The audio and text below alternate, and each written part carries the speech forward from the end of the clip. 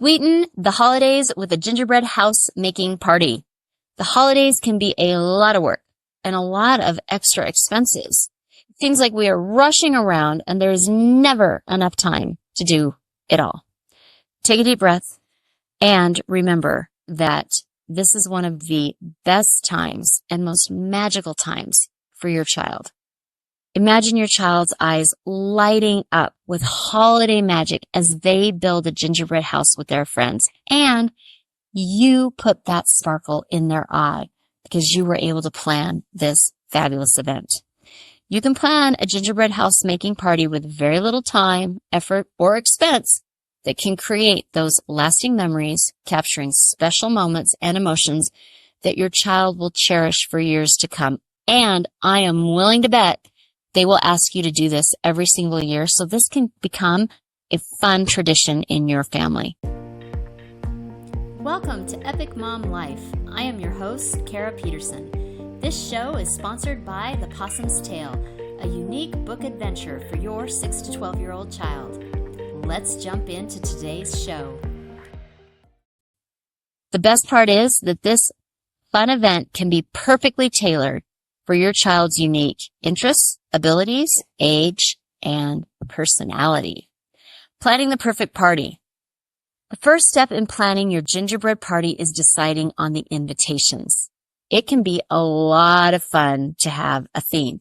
So you can sit down with your child and you can think of fun holiday themes or winter themes, or if you want to save a lot of money, head to the dollar store and look at their holiday invites, if they have invite cards already set up, and then look at the themes on those cards. And then you can match the themes on the cheap dollar store cards to whatever decor you're going to do for your gingerbread party.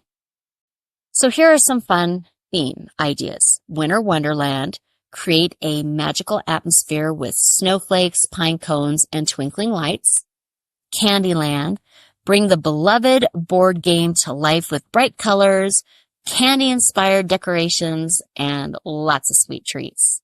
Enchanted Forest. Transport guests to a whimsical forest with greenery, woodland creatures, and again, everybody loves those sparkling fairy lights. Now, should you use digital invites or paper invites?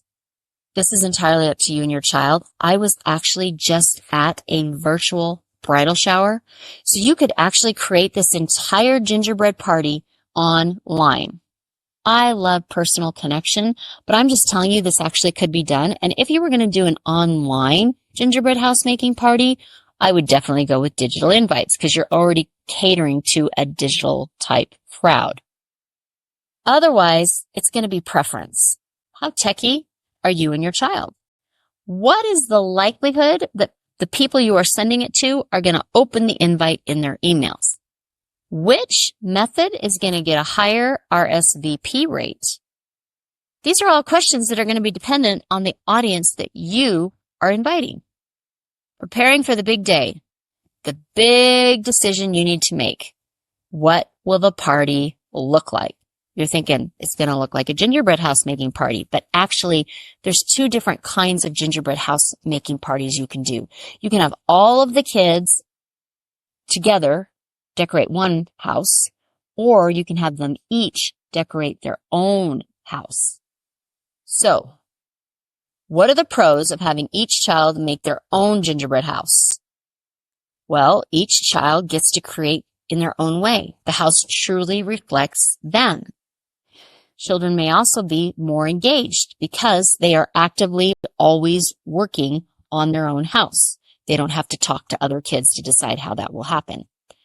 There can also be a gingerbread open house tour for friends and family when they are all done, where kids can show off their creations. If you want, you can have awards. If you do this, I would do goofy awards that actually they don't really mean anything, because you don't want to set one child against another, like the best or the coolest because this would ruin the holiday spirit. At the end of the party, each guest gets to take home something because they're taking home their own gingerbread house. The cons of having each child make their own gingerbread house. It could possibly cost more because you will be having each child make their own. you would need to supply houses and more candies and icing. However, if you have the children make the classic graham cracker gingerbread house, then it cuts down significantly on expenses.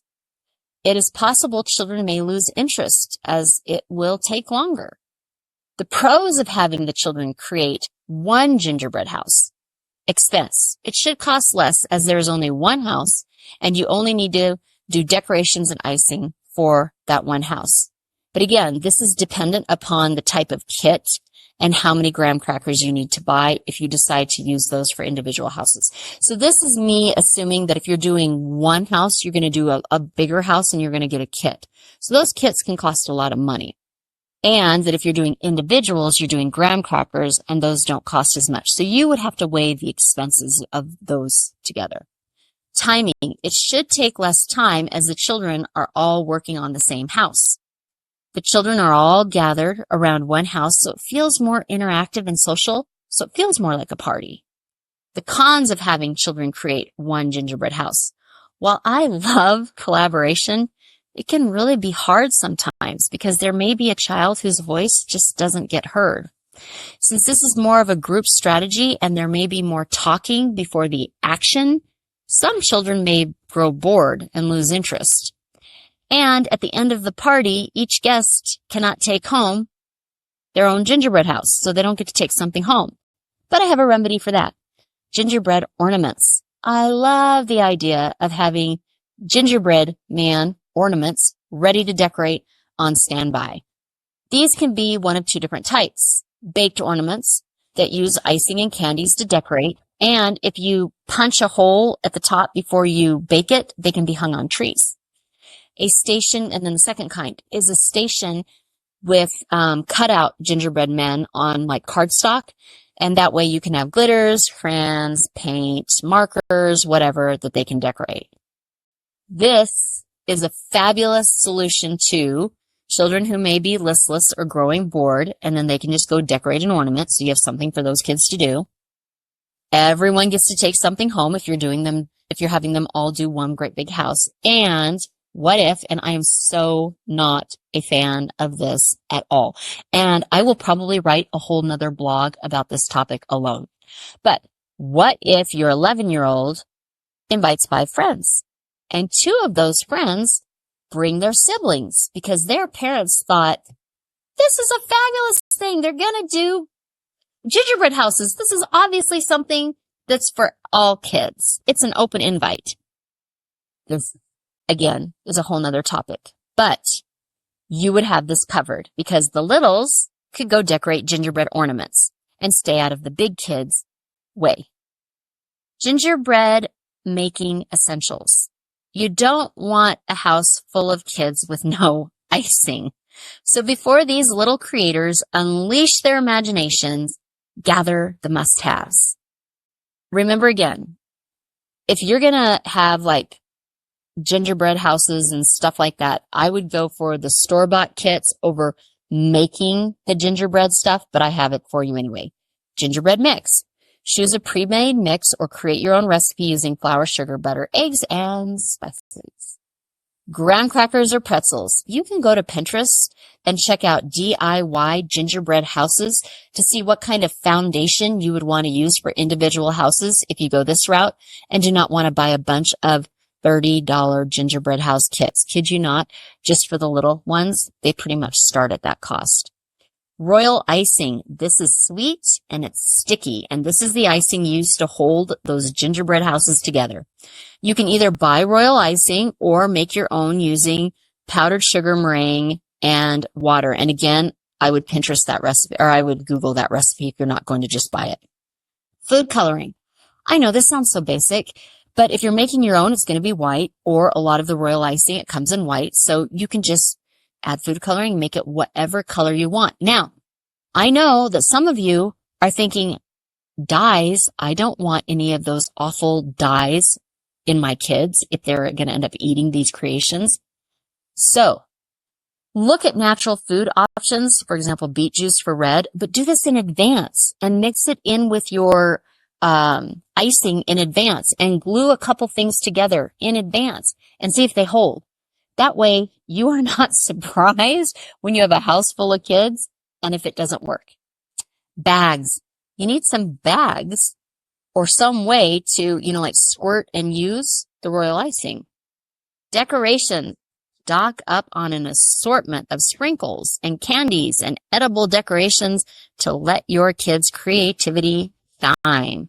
Take your child out shopping with you. Make this a lot of fun. I would also look at Pinterest because you'll want bigger candies, say for fencing and roofing tiles and the windows or something like that. And then little candies for flowers. Setting the scene. People love themes. You may have created one with your invitations, but if you are slammed with all of the holiday stuff going on and you're just like, Kara, I am just thrilled I was able to throw this party for my kid, and you don't want to decorate, just have your kid decorate and throw on some holiday music. Usually what kids notice most is other kids. Even adults, well, they'll notice if the house is picked up. Kids honestly don't even notice that. They will remember the conversations. Here are some ideas if you want to do a little more. Again, twinkling lights, those string lights or fairy lights, they love them. Or you can do LED candles and add a warm glow to the room. Holiday music. Again, I just mentioned just playing some nice holiday music. Winter Wonderland backdrop. Okay, I actually had a nonprofit on kindness, and every year our fundraiser was a festival of trees, and we wanted an easy to manage, easy to do selfie station. So I just went online and found winter backdrops, and they were pretty cheap, and you just hang them, and you can get all different kinds, and people can just go up and they can do a winter backdrop. If you want to go a step further, you could do a whole bunch of different winter accessories, and kiddos can go up there and you could have a camera up there or a cell phone that people can take pictures of, and then you can share them with their parents. I'm assuming kids that are invited do not have cell phones, and I know probably a lot do, but I'm going to go for we are not letting the kids have social media and cell phones yet. Festive tableware. Just use red and green tablecloths, plates, cups, and napkins to match the holiday theme. Okay, this is a major environmental cringe, but make it all plastic throwaway, because then you can have the whole mess contained and easy to clean up. It's super, super easy. Scent.